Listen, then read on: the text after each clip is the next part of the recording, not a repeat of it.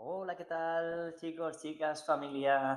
Nos vemos aquí en esta clase extra online sobre el diagnóstico diferencial de la columna vertebral, en la que vamos a ver pues, las principales patologías que se pueden dar asociadas al dolor en esta zona, sobre todo en la columna vertebral lumbar y cervical como principales motivos de dolor en consulta, ¿vale?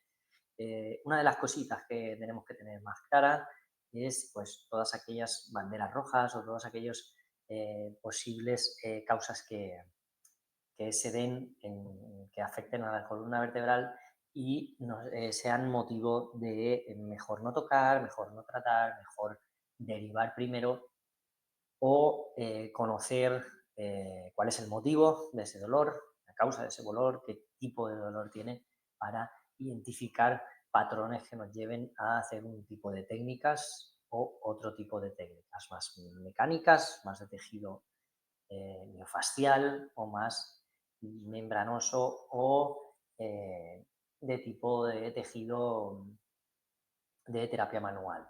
¿Vale? Entonces, vamos allá. En este caso, lo primero que vamos a hablar es de las características anatómicas, ¿vale? De la columna cervical y las diferencias principales entre la columna cervical y la columna lumbar, ¿vale?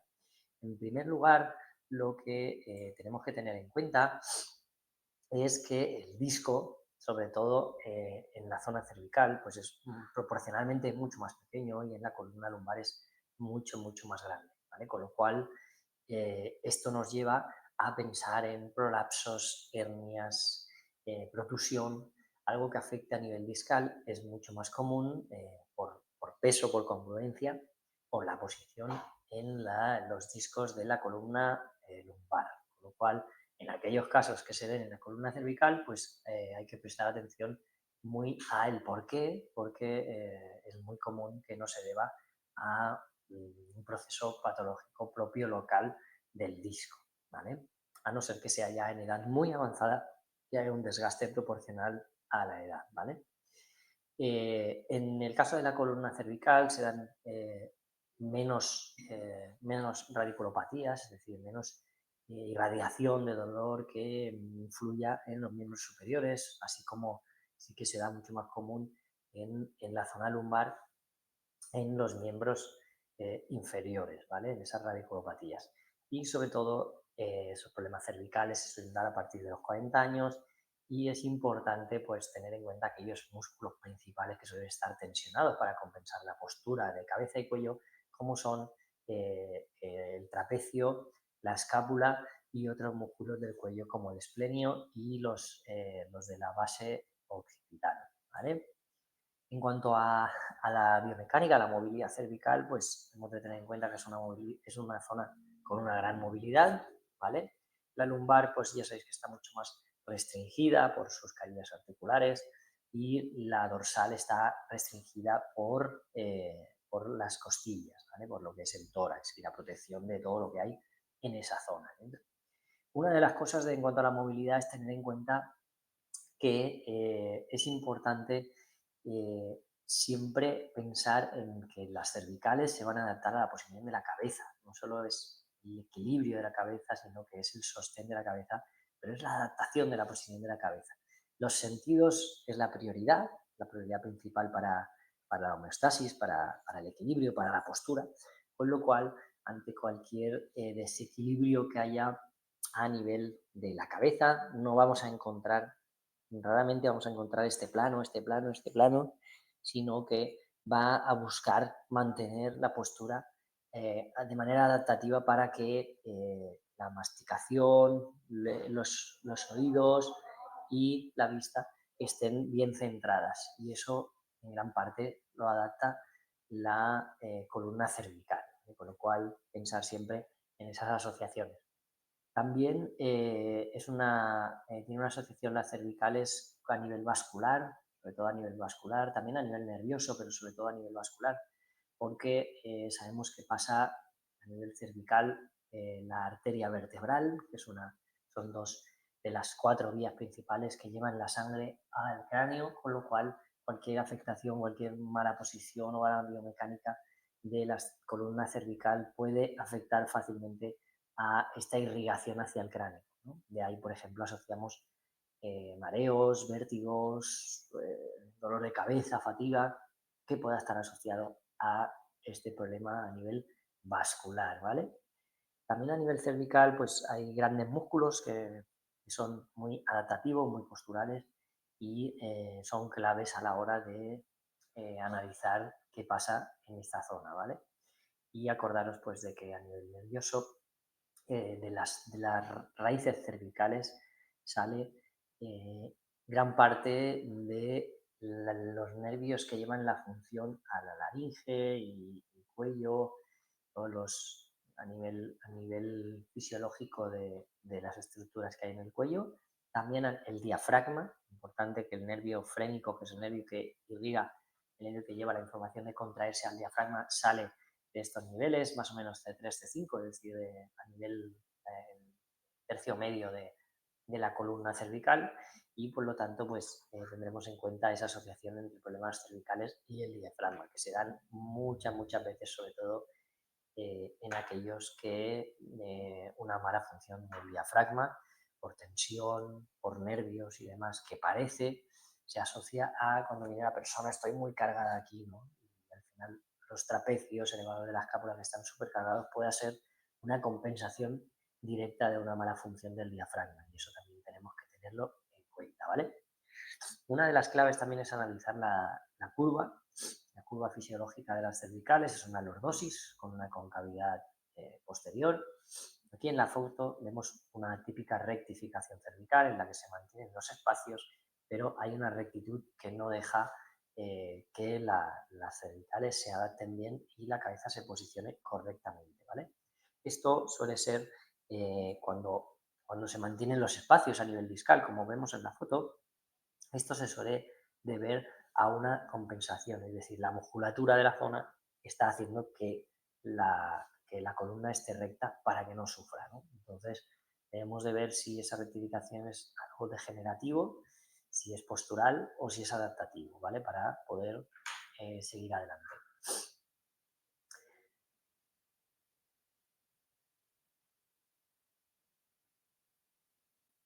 Una de las consecuencias típicas de la cervical es, hemos querido dividir en tres tramos, en el tramo alto, en el tramo medio y en el tramo bajo, por diferenciar las funciones y las consecuencias que se dan en cada uno de estos segmentos, aunque a veces pues, se combina uno con el otro, a veces dos segmentos o a veces el total de la columna cervical, ¿vale? Eh, a la parte alta hemos incluido el occipital como base del cráneo, como hueso que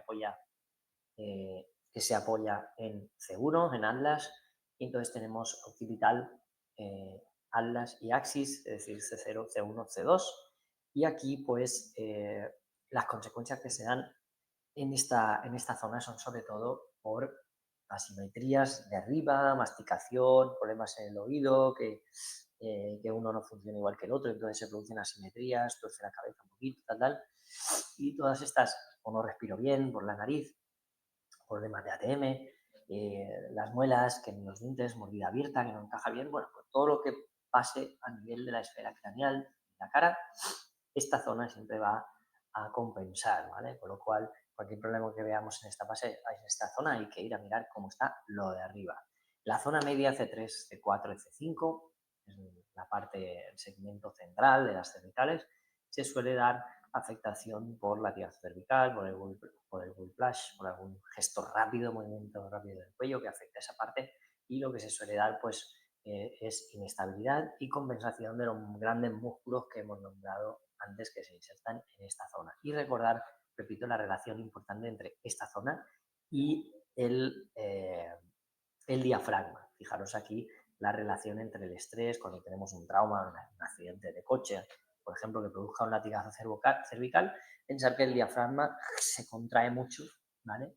Y entonces hay una información muy grande en esta zona y eso va a proteger ahí, ¿no? Entonces tenemos que tratar las dos partes, diafragma y ese segmento cervical, si no, no tendremos los resultados esperados. Y en esa parte baja de las cervicales, ¿vale? C6, C7 ya es todo lo que se asocia a un desgaste del disco, ¿vale? Por debilidad del resto de estructuras de por encima y caer el peso muy en esa zona o caer el peso de manera no adecuada porque el eje no sea correcto y todo lo que se asocie a su asociación con la charnera, es decir, con la parte de la escápula, de la cintura escapular y dorsales con una dorsal alta, ¿vale?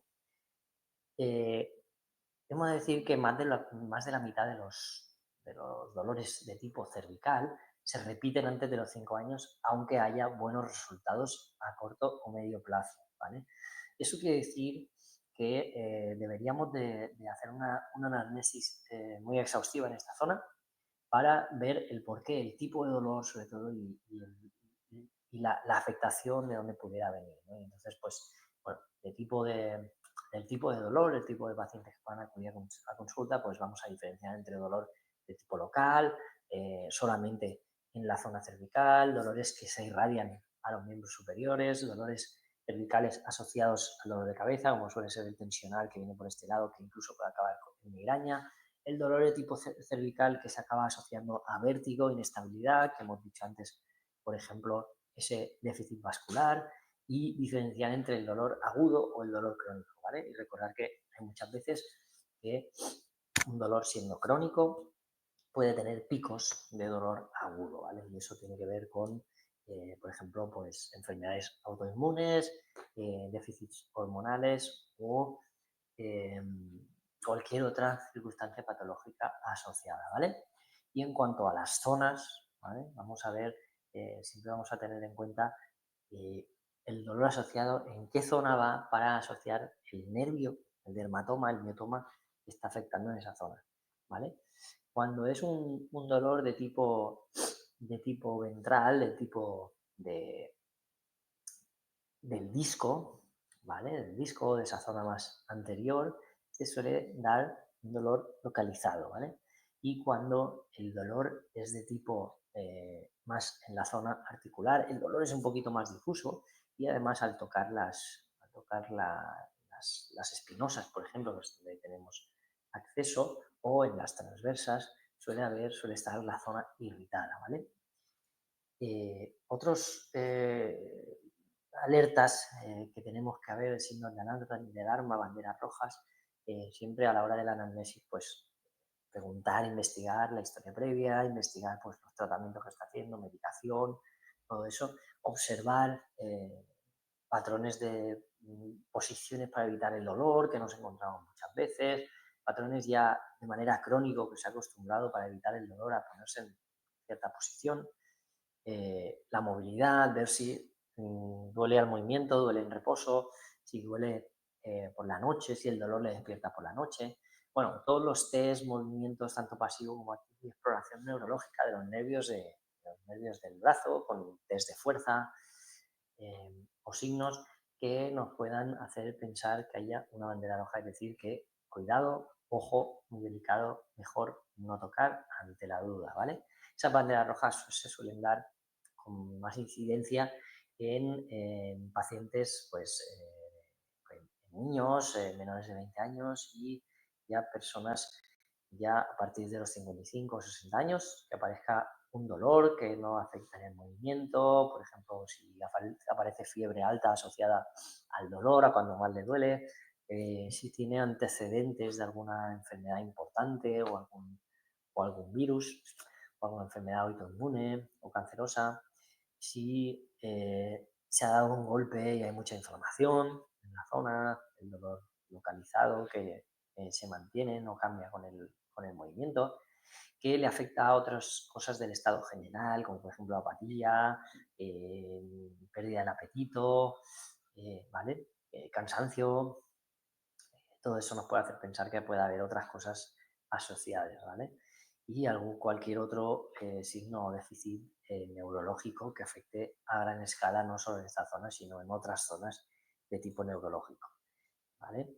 Después también deberíamos a la persona, cuando viene el paciente, pues diferenciarlos según la presentación de ese cuadro clínico y lo vamos a diferenciar sobre todo entre aquellos que presentan un déficit de la movilidad, es decir, no se mueve bien o cuando se mueve duele, otros que no tienen control de ese movimiento, ¿vale? Es decir, no tienen fuerza.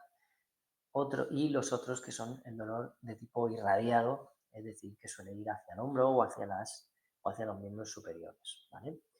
Cuando abordamos, abordamos esta zona cervical, es muy importante pues, conocer, como hemos dicho, la anamnesis, conectar con la persona, darle las explicaciones necesarias para que conecte, porque sabemos de todas esas relaciones, sobre todo con la parte emocional y con el diafragma. Y en cada visita, pues volver a preguntar, volver cómo ha ido y tratar de investigar. A veces se nos suele pasar alguna cosita que nos pueda ayudar, alguna pista que nos pueda ayudar. Mirar cómo cuando explica su dolor, cómo se coloca, cómo se toca, cómo lo expresa, qué facciones de la cara para leer en el general de la persona, cómo siente ese dolor, ¿no?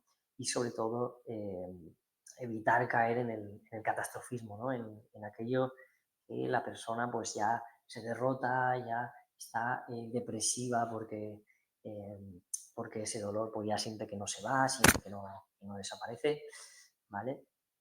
Y en el caso de patología discal, pues es importante ver si es de tipo eh,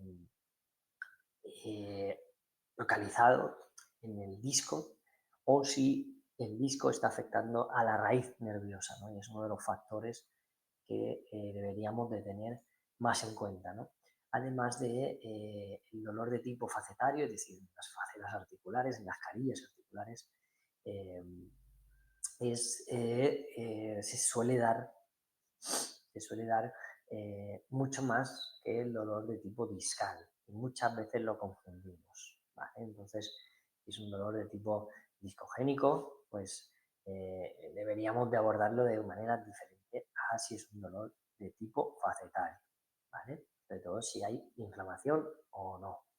En el caso de que haya dirección del disco, es decir, que se haya roto, desgarrado el anillo y parte del disco salga hacia afuera, ¿vale? Se puede producir pues, mecanismos que a través del movimiento hagan que el disco asome hacia afuera y vaya afectando a estructuras que haya por ahí alrededor o no. Es decir, es importante recordar que no toda discopatía, no toda hernia, no toda protusión afecta a los nervios o debería de doler, porque si el disco se desgarra y sale por una zona en la que no afecta a estructuras que tengan sensibilidad, como el nervio u otras, no debería de doler.